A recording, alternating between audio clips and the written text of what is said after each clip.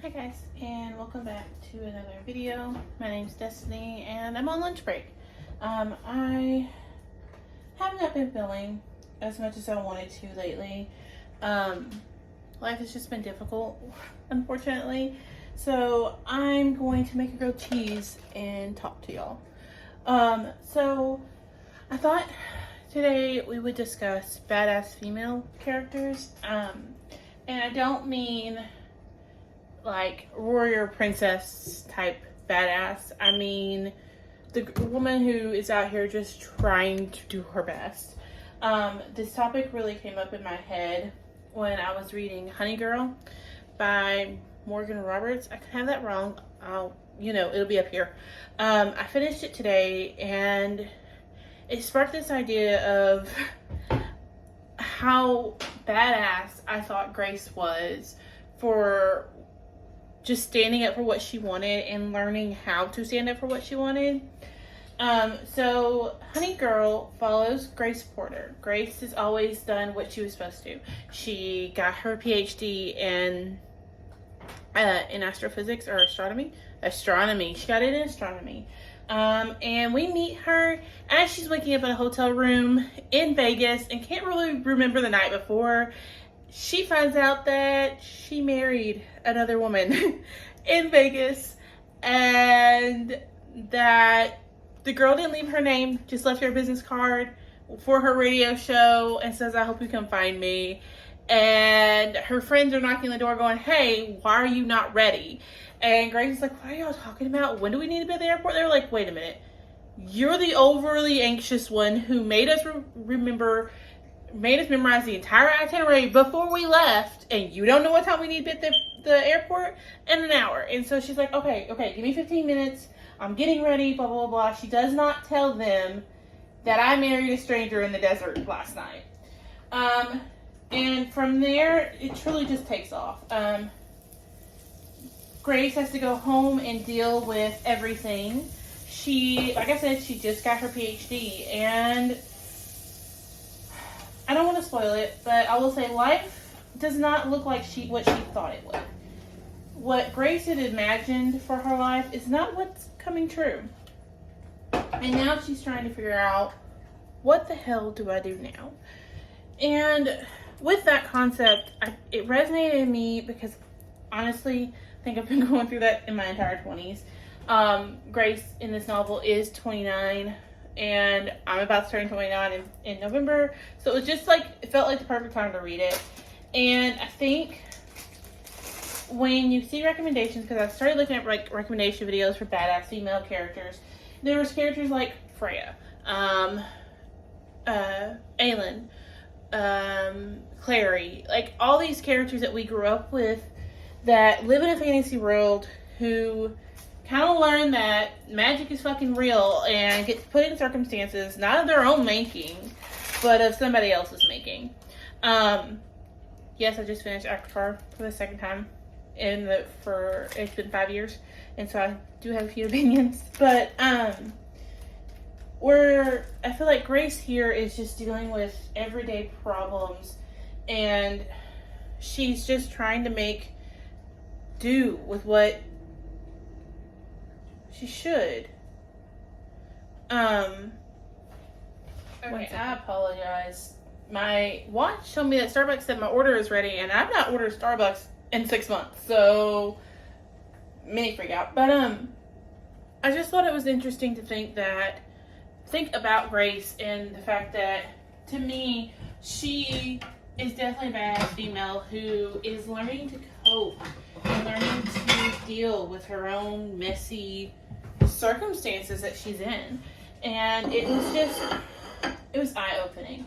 I feel like if you've read Like a Sister, that's another one I think would fall in this category of just trying to figure out what the hell to do with life. It was just on the Dust Bowl, Kristen Hanna, Four Winds, the main character there, where she's just kind of left and she's trying to keep her family alive and support herself and go through. She would be one I would add to this list for sure. Not saying there's nothing wrong with the fantasy girls who are saving the world or is the chosen one. The thought that I would put Grace Porter on the same level I would Freya just kind of rocked my brain a little bit. Like I said, I finished ACOTAR recently, and Freya is so badass at home, right? But I think Nesta is too. And if you've not read the entire series yet, I'm not going to spoil it for you. But technically book 4 or book 5, if you count the novella, is Nesta's story. And we see into Nesta's head, and we kind of understand where Nesta's coming from through all of this. And for me, Nesta is so badass in how she is so cold. Rereading ACOTAR with knowing what Nesta's going through and what Nesta went through was eye-opening as hell, because I could sympathize with what she was saying. I could sympathize with what she was doing. I could sympathize with Nesta. But it also made me question Elaine. So we're getting the 3rd Crescent City book pretty soon, and I'm hoping we get an Elaine book after that, because I would love to see Elaine's perspective of all of this. Now that we've gotten to the Acheron, I could be saying her last name wrong. I've never actually heard it said, so excuse me. Sister's point of views, I want to see Elaine's. Also, if Elaine could have a throuple, that would be amazing. Just saying. That's just your girl's point of view over here. But this concept of a badass female, or a bad bitch, as they call it, what does that categorize for you? What does that look like for you? For me, it is a woman doing the best she fucking can and putting her happiness first, putting her well-being first, because if you don't take care of you, how the hell do you think you can take care of anybody else? And I say that, and I struggle with it. So I understand if you're struggling with it.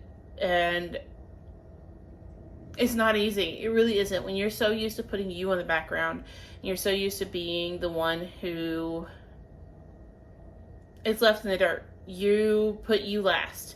And you try making sure everybody else is good, that everybody else's feelings are seen to step back and have to think, okay, no, what do I want? What would make me feel good? What does me happy look like? It's not fucking easy. It just isn't. And if you've never struggled with people pleasing or that concept, there's no way you can wrap your head around it, really, because it doesn't make sense to your brain. It's like not having ADHD, but then trying to understand your partner who does. It's not easy. I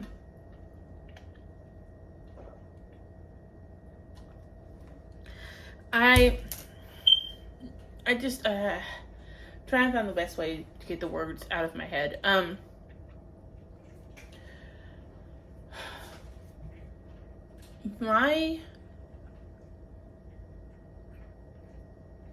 My thoughts are, sometimes you have to be selfish. Sometimes you have to be a bitch. There's not really a word for it, because if a woman is outspoken and she is advocating for herself, 9 times out of 10 she's going to be called a bitch. And sometimes you have to be a bitch. Sometimes you need to say the thing that no one's saying, that everyone's trying to avoid saying. Sometimes you just have to be that person. And in Honey Girl, Grace realizes she has to be that person. She can't keep placating.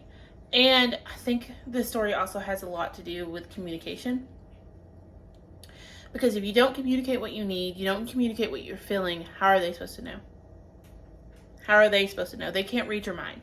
Mind readers are not a real thing, even though a lot of us who read fantasy really wish it was. That'd be great. But it's not. So if you're not communicating how you're feeling, you're not communicating, hey, what you just said really didn't work with me, really pissed me off, and I need space, they're not going to know that. it takes a minute to learn that skill. So if you are still in the space of where you're trying to learn to put you first, I understand. I am there with you. You can vent it out in the comments. I'd be more than happy to discuss this with you. As most of you know, I'm a one-parent household. I have a little one here, and honestly, it's not easy. But Mama, you got this. Trust me, you got this. I didn't think I did, but I'm getting there. Some nights it's a full course dinner. They got veggie, meat, fruit, meat. They have everything they need. Like, you did it perfect. You knocked it out of the park.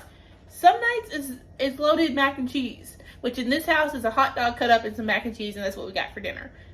Both are okay. Both are valid. You're allowed to take a night off. You're allowed to take a night and relax. Not everything has to be perfect. Just telling you, the nights you're going to remember are the ones that aren't perfect more than the ones that are. Last night we had leftovers that my mom had. She had made chicken spaghetti and they weren't going to eat it, so she sent it to our house.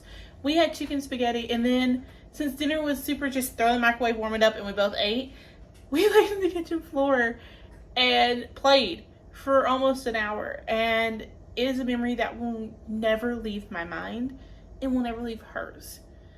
So if you are struggling right now and you're trying to be that bad bitch that you see on Instagram and YouTube and all this, and you're just trying to be that girl, try to have some grace with yourself. Remember that just because that is what makes up that girl for her does not mean that's not what's going to make up that girl for you. I love you, and if you hadn't heard it today, you are worthy. I'll see you on my next one. Bye, guys.